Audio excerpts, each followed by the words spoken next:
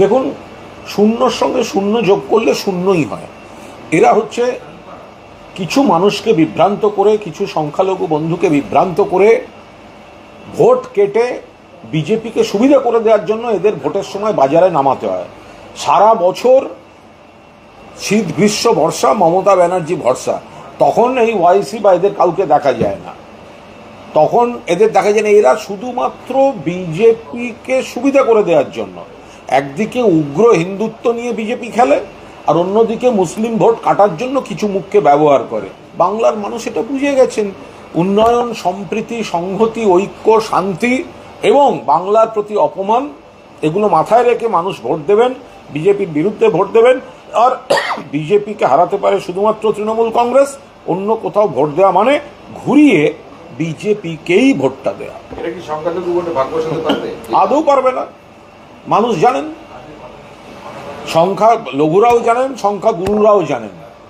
বাংলায় একদম পরিষ্কার হয়ে গেছে, বিজেপি হিন্দুরও বন্ধু নয়, মুসলমানেরও বন্ধু নয়, তারা বাংলার শত্রু।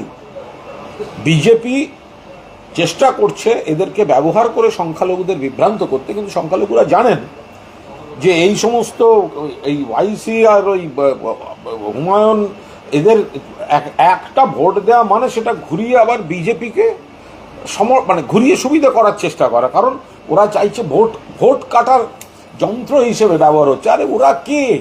ওরা পুতুল, ওদের পেছন থেকে একটা সুতো দিল্লিতে বাঁধা আছে, এইভাবে পুতুল নাচিয়ে খেলার চেষ্টা করছে। বাংলার মানুষ জানেন এইসব ভোট কাটুয়াকে ভোট দেবেন না বাংলার মানুষ। আজকে আইপ্যাড মামলা, সেখানে সুপ্রিম কোর্ট একাধিক পর্যবেক্ষণ দিয়েছে। রাজ্য সরকার বলছে এটা রাজ্য পুলিশের এখতিয়ারে, সুতরাং তাদের তদন্ত করতে দিতে হবে, সিবিআই এখানে তদন্ত করবে। এটা নিয়ে কোনো মন্তব্য করবো না, কারণ ওখানে আমাদের আইনজীবীরা বলছেন, ওনারা ব্যাখ্যা করবেন। এটা তো পুরো মুখোশ খুলে গেছে, ঝুলি থেকে বেড়াল বেরিয়ে পড়েছে। কমিশনের লেটার হেড, সেখানে বিজেপি স্ট্যাম্প। কি করে হতে পারে? আমরা যেটা বলে আসছি ওটা বিজেপির পার্টি অফিসে পরিণত হয়েছে। আমরা যেটা বলে আসছি কমিশন বিজেপির দালাল এজেন্টে পরিণত হয়েছে। তাদের সামনে রেখে বিজেপি কাজ করছে। এবার ওরা দেখা যাচ্ছে ওদের লেটার হেডে চিঠি, তাতে বিজেপি সিল, এবং ওরা বলছেন ওটা নাকি ভুল করে হয়েছে। আরে ভুল করে বিজেপি সিলটাই পড়লো? কি করে আসতে পারে কোনো রাজনৈতিক দলের সিল ওই চিঠির উপরে? ফলে এটা প্রমাণ হয়ে গেল এই নির্বাচন কমিশন বিজেপির এজেন্ট, বিজেপির দালাল, ওদের গোটা অফিস বিজেপির জন্য ব্যবহার করছে। তাতেও বাংলায় কিছু করতে পারবে না। সুপ্রিম কোর্ট রাজ্যকে বলছে ধরুন 30 বা 31 সালে, এটা নিয়ে এখন মন্তব্য করবো না, কারণ ওখানে আমাদের আইনজীবীরা আছেন, মামলাটা চলছে এখন।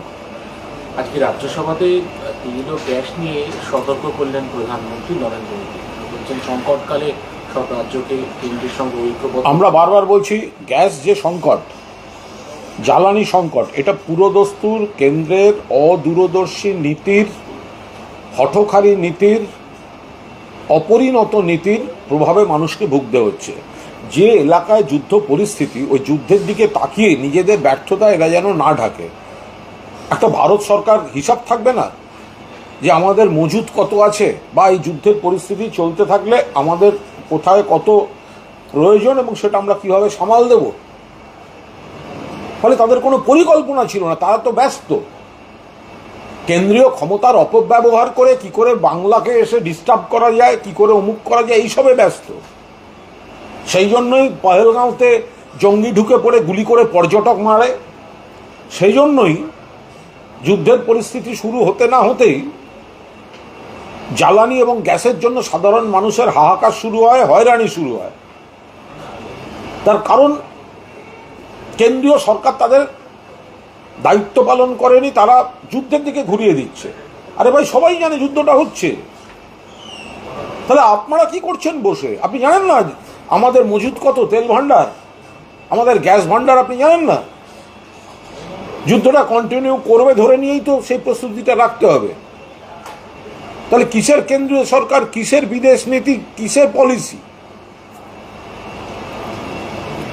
ঠিক আছে, ওকে। দাদা,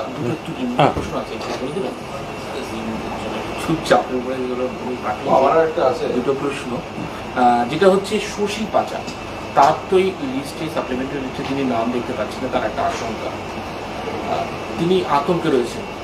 কিভাবে এটা নিয়ে দেখছেন আমি- হিন্দিতে? আমি কোনো মন্তব্য করবো না। আর একটা প্রশ্ন, এটা নিয়ে আমি কোনো মন্তব্য করবো না, তার কারণ এটা ডক্টর পাঁজা নিজে গোটা বিষয়টা দেখছেন, ফলে এটা উনি বেটার এক্সপ্লেন করে দিতে পারবেন। লাস্ট একটা প্রথম কথা, এটা কি করে হয়? ডক্টর শশী পাঁজা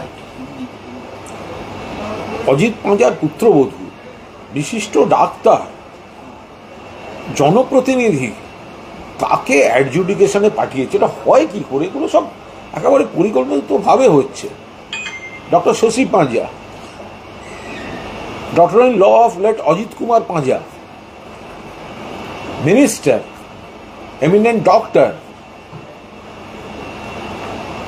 ये कैसे पॉसिबल हो रहा है कि उसका नाम एडजुडिकेशन में? ये हो सकता है क्या?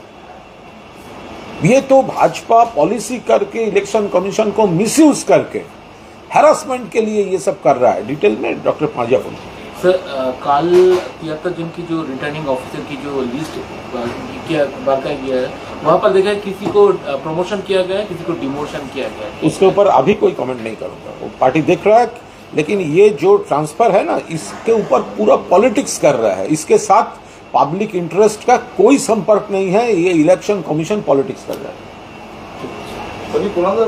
রামনবমী নিয়ে যেহেতু এই সপ্তাহতেই তৎপরতা শুরু হয়ে গেছে, সিপি আগে সব থানায় ভিজিট করেছেন, কারণ গন্ডগোল ঠেকাতে হবে। বিজেপিতে রামনবমী কলকাতায় ভোটের মধ্যেই করবে। হ্যাঁ, কি ভাবে দেখছেন গোটা বিষয়টাকে? দেখুন, রামনবমী তো চিরকাল পালন হয়ে এসছে। রামনবমী এই পালন করাটা বিজেপি ওটা ধর্মীয় আচারের বাইরে নিয়ে গিয়ে একটা বিশৃঙ্খল রাজনৈতিক কর্মসূচি, প্ররোচনামূলক রাজনৈতিক কর্মসূচিতে পরিণত করেছে। কই অন্য কোনো ক্ষেত্রে তো এই ঘটনা ঘটে না। রামনবমী এলেই বিজেপি, আরে রাম, ভগবান রাম সবাই মানেন, যারা মানেন তারা সবাই বিজেপি, এটা ভাবার কোনো কারণ নেই। কিন্তু বিজেপি হঠাৎ রামনবমী এলেই ভগবান রামকে ওদের মার্কেটিং ম্যানেজার ভেবে ফেলেন, ব্র্যান্ড অ্যাম্বাসাডার ভেবে ফেলেন। ফলে বিজেপি রামকে বিকৃতভাবে ব্যবহার করে ক্ষমতার আস্ফালন। আগে তো সে রিভলভার হাতে লোক ধরা পড়েছে মিছিল থেকে, অন্য রাজ্যে পালিয়ে গেছিল তারপর। ফলে এই যে প্ররোচনা দেয়া, অন্য ধর্মের মানুষদের ধর্মস্থানের সামনে গিয়ে প্ররোচনামূলক স্লোগান দেয়, এগুলো বিজেপি একেবারে অঙ্ক কষে করে। কিন্তু এবার এই ধরনের কোনো প্ররোচনায় যাতে কেউ পা না দেন, ওদের হারাবার একটাই উপায়, ওরা এই গন্ডগোলগুলো করে ধর্মীয় মেরুকরণ করে বিকৃত অপপ্রচার করতে চায়।